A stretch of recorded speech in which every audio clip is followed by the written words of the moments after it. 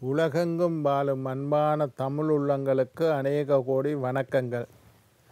நல்ல நேரம் நிகழ்ச்சியூடாக நல்லதே நினைப்போம், நல்லதே நடக்கும், நலமாயிருப்போம். இன்றைய தினம் 15ஆம் திகதி 9ஆம் மாதம் 2025 திங்கட்கிழமை, சோமவாசரம் என்று சொல்லக்கூடிய திங்கட்கிழமை. விசுவாவசு வருடம் ஆவணி மாதம் 30ஆம் நாள், அட்டமி திதி, மிருகசீரிட நட்சத்திரம், அமிர்த சித்த யோகம். இன்றைய தினம் ராகு காலம் 7:30 மணி முதல் 9 மணி வரை. இன்றைய தினம் யமகண்டம் 10:30 மணி முதல் 12 மணி வரை. இன்றைய தினம் நல்ல நேரம் 12 மணி முதல் 1:30 மணி வரை. இன்றைய தினம் குளிகன் நேரம் 1:30 மணி முதல் 3 மணி வரை. இன்றைய தினம் சூலம் கிழக்கு, பரிகாரம் தயிர். இன்றைய தினம் சந்திராஷ்டமம் விசாக நட்சத்திரக்காரர்களுக்கும் அனுஷ நட்சத்திரக்காரர்களுக்கும் இன்றைக்கு சந்திராஷ்டம தினம். இன்று தேய்பிறை தினம். என்ன நேர்களே, வாருங்கள் இனி இன்றைய தினத்திற்குண்டான ராசி பலன்களை பார்க்கலாம். மேஷம் செலவு, ரிஷபம் தடங்கள், மிதுனம் நட்பு, கடகம் வரவு, சிம்மம் கவலை, கன்னி அமைதி, துலாம் வீம்பு, விருச்சிகம் நன்மை, தனுசு போட்டி, மகரம் பரிசு, கும்பம் நஷ்டம், மீனம் மகிழ்ச்சி. ஆன்மீக தகவல் பகுதியில் தொடர்ந்து உங்களை சந்தித்து வருவதில் மட்டற்ற மகிழ்ச்சி அடைகின்றேன். ஒவ்வொரு நாளும் ஒவ்வொரு புதிய அற்புதமான ஆன்மீக தகவல்களை உங்களோட பகிர்ந்து கொண்டு இருக்கிறோம். அந்த வகையில் இன்றைய தினமும் சில நல்ல விஷயங்களை பகிர்ந்து கொள்ளலாம் என்று காத்திருக்கிறேன்.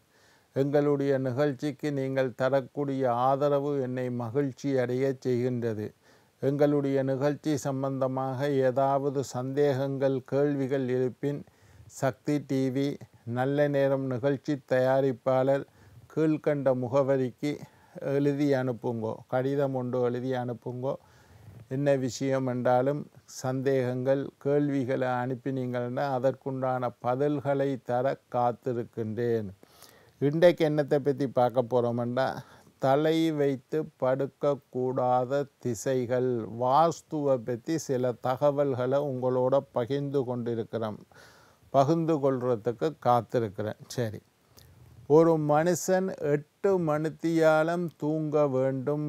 இது எங்களுடைய ஆன்மீகமும் இதை சொல்லுதோ, விஞ்ஞானமும் இதை சொல்லுது. மருத்துவர்களும் என்ன சொல்லிக்கணும், ஒரு மனுஷன் கண்டிப்பாக 8 மணித்தியாலம் தூங்கணும். ஏன், அவனுடைய உடம்புக்கு 8 மணித்தியாலம் ஓய்வு தேவை. உடம்பு தன்னைத்தானே புதுப்பித்து கொள்ள 8 மணித்தியாலம் உறக்கம் அவசியம். உடம்பு அமைதியாக இருக்கணும், உடல் உறுப்புகள் அமைதியாக இருக்கணும், மூளை அமைதியாக இருக்கணும், கண்ணுக்கு ஓய்வு தேவை. இப்படியெல்லாம் விஞ்ஞானம் நிறைய சொல்லி கொண்டு போகுது. ஆன்மீகத்திலையும் இதை சொல்லப்படுது, 8 மணித்தியாலம் கட்டாயம் தூங்க வேண்டும். இப்போ 4 திசைகள், வடக்கு, கிழக்கு, தெற்கு, மேற்கு என்று சொல்லி 4 திசைகள் இருந்தாலும் வடக்கு திசை பக்கம் தலை வைத்து படுக்கக்கூடாது என்பதை ஆன்மீகமும் விஞ்ஞானமும் அறுதியிட்டு கூடுகின்றது. எங்களோட வாஸ்து சாஸ்திரப்படி சில விஷயம் இருக்குது. எந்த பக்கம் அடுப்பு இருக்கணும், எந்த பக்கம் பார்த்து கொண்டு சமைக்கணும், எந்த பக்கம் டாய்லெட் இருக்கணும், டாய்லெட்டில் எந்த பக்கம் பார்த்து கொண்டு இருக்க வேண்டும், எந்த பக்கம் பார்த்து கொண்டு படிக்க வேண்டும், எந்த பக்கம் பார்த்து கொண்டு டிவி பார்க்க வேண்டும். இந்த மாதிரி பல விஷயங்களை வாஸ்து சொல்லிக்கொண்டே வருது. அதில் வடக்கு பக்கம் தலை வைத்து படுக்கக்கூடாது என்பதை வாஸ்து சாஸ்திரம் அறுதியிட்டு கூடுது. உங்களோட வீட்டில் பெட்ரூமில் நீங்கள் வடக்கு திசையில் தலை வைத்து படுக்கக்கூடாது. விஞ்ஞானமும் இதை சொல்லுது. வடக்கு திசையில் காந்த புலன்கள், மேக்னெட்டிவ் வேவ், காந்த அலைகள், காந்த அலைவீசுகள் வடக்கு நோக்கி ஈர்ப்பு இருப்பதனால் வடக்கில் தலை வச்சு படுக்கிறது உடம்புக்கு நல்லதில்லை என்று விஞ்ஞானம் மருத்துவர்களும் சொல்லிக்கணும். இதையே எங்களுடைய வாஸ்து 5000 வருஷத்துக்கு முன்னுக்கே சொல்லிட்டு நோர்த் சைட், வடக்கு திசையில் தலை வைத்து படுக்கக்கூடாது, அப்படி படுக்கிறது உடம்புக்கு நல்லதல்ல, வடக்கு திசையில் தலை வைத்து படுக்கக்கூடாது என்று சொல்லிட்டு வாஸ்து சாஸ்திரமும். எந்த பக்கம் அப்போ நன்மை என்றால் கிழக்கு மேற்கு தலை வைத்து படுக்கலாம், கிழக்கு பக்கமும் மேற்கு பக்கமும் தலை வைத்து படுக்கலாம். கிழக்கு மேற்காக படுக்க வேண்டுமே தவிர வடக்கு தெற்காக படுக்கக்கூடாது வாஸ்து சாஸ்திரம் சொல்லுது. உங்களோட பெட்ரூம் எடுத்துக்கொண்டீங்கன்னா உங்களோட பெட்ரூம் எடுங்க. இப்போல்லாம் கொம்பாஸ் எல்லாட்ட ஃபோனுலேயும் வாஸ்து கொம்பாஸ்ன்ட்டு இருக்குது, இல்லை கொம்பாஸ்ன்ட்டு எடுத்துக்கொண்டீங்களா வீட்டுக்கு பெட்ரூமில் நடுவில் போய் நின்றீங்களா காட்டும் எது வடக்கு எது கிழக்கு எது தெற்கு எது மேற்குன்னு காட்டும். இந்த வடக்கு கிழக்கு தெற்கு மேற்க தெரிஞ்சு கொண்டு நீங்கள் கிழக்கு பக்கம் தலை வச்சு மேற்கு கால் நீட்டி படுக்கலாம், மேற்கு பக்கம் தலை வச்சு கிழக்கு கால் நீட்டி படுக்கலாம், வடக்கு பக்கம் தலை வச்சு தெற்கு பக்கம் கால் நீட்டி படுக்கவே கூடாது. இதை எழுதி வைத்து கொள்ளுங்கள். இது முதலாவது விஷயம்.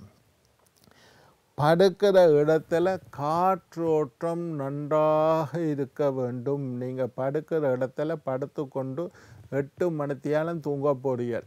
ராத்திரி 10 மணிக்கு படுத்தா விடிய 6 மணிக்கு தான் எழும்புவீர்கள். 8 மணித்தியாலம் தூங்க போறீர்கள்.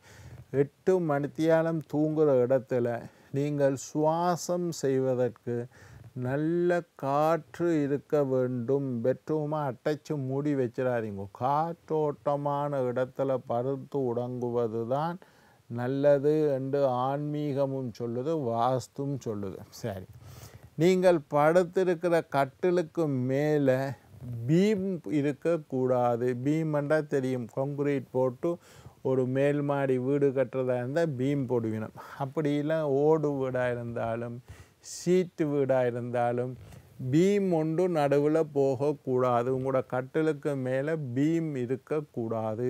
இல்லை ஓடு வீடுன்னா பெரிய மரப்பலகை ஒன்று போட்டிருப்பினோம், அப்படி இருக்கக்கூடாது. படுத்திருக்கிற இடத்துல பீம் இருக்கக்கூடாது. அதே மாதிரி படுக்கிற ரூம் எங்கே இருக்கணுமெண்டா தென்மேற்கு திசையில் மாஸ்டர் பெட்ரூம் வர வேண்டும். வடகிழக்கு திசைக்கு ஒப்போசிட் திசையை தென்மேற்கு திசை என்று சொல்லுறோம். எப்பவும் மாஸ்டர் பெட்ரூம், பிரதான படுக்கை அறை அல்லது வீட்டின் தலைவனும் தலைவியும் படுத்து உறங்கக்கூடிய அறை தென்மேற்கு திசையில் இருக்க வேண்டும். ஃபஸ்ட்டு மாஸ்டர் பெட்ரூம் தென்மேற்கு திசையில் இருக்கிறது தான் நல்லது. உங்களோட வீடு, நீங்கள் வீடு கட்ட இருக்கிறாக்களாக இருந்தாலும் சரி, காணி வாங்கிட்டோம் வீடு கட்ட போகிறோம் அல்லது எங்களோட வீட்டை திருத்தி அமைக்க போகிறோம்டா தென்மேற்கு திசையில் தான் மாஸ்டர் பெட்ரூம் இருக்கணும். வடமேற்கு திசையில் செகண்ட் பெட்ரூம் வேணுமெண்டா இருக்கலாம்.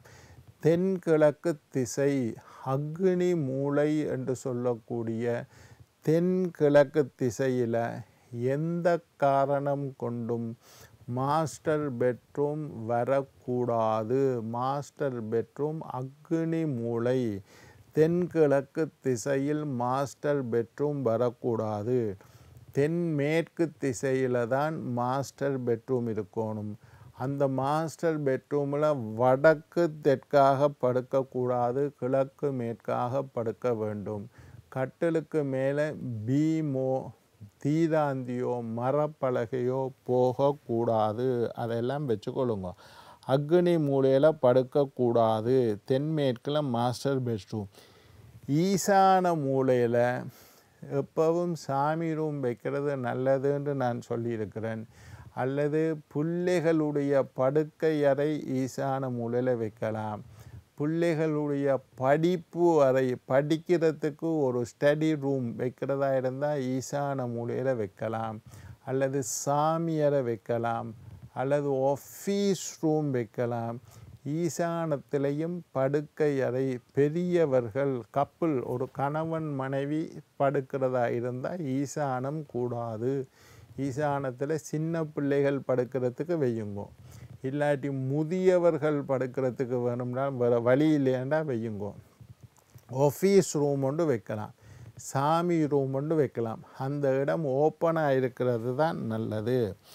படிக்கிற பிள்ளைகள் கிழக்கு நோக்கி கொண்டு இருந்து படிக்கிற மாதிரி மேசையை செட் பண்ணுங்கோ, அதுதான் நல்லது. வாஸ்து தகவல். படிக்கிற பிள்ளைகள் எப்பவும் கிழக்கு பார்த்து, கிழக்கில் இல்லை கிழக்கு பார்த்து கொண்டு இருந்து படித்தால் மூளையில் படிக்கிறது ஏறும், நல்ல ஞாபக சக்தி உருவாகும், படிக்கிறது மூளையில் அப்படியே பதியும். விஞ்ஞான முறைப்படியும் ஏற்றுக்கொள்ளப்பட்ட விஷயம். வாஸ்து முறைப்படி வாஸ்து சாஸ்திரம் என்ன சொல்லுதுன்னா, நிறைய பேர் என்னட்ட ஃபோன் பண்ணி கேட்பினோம், அல்லது வீடுகளுக்கு நான் வாஸ்து பார்க்க போய்களை கேட்பினோம், எந்த பக்கம் பார்த்து கொண்டு படிக்கணும்.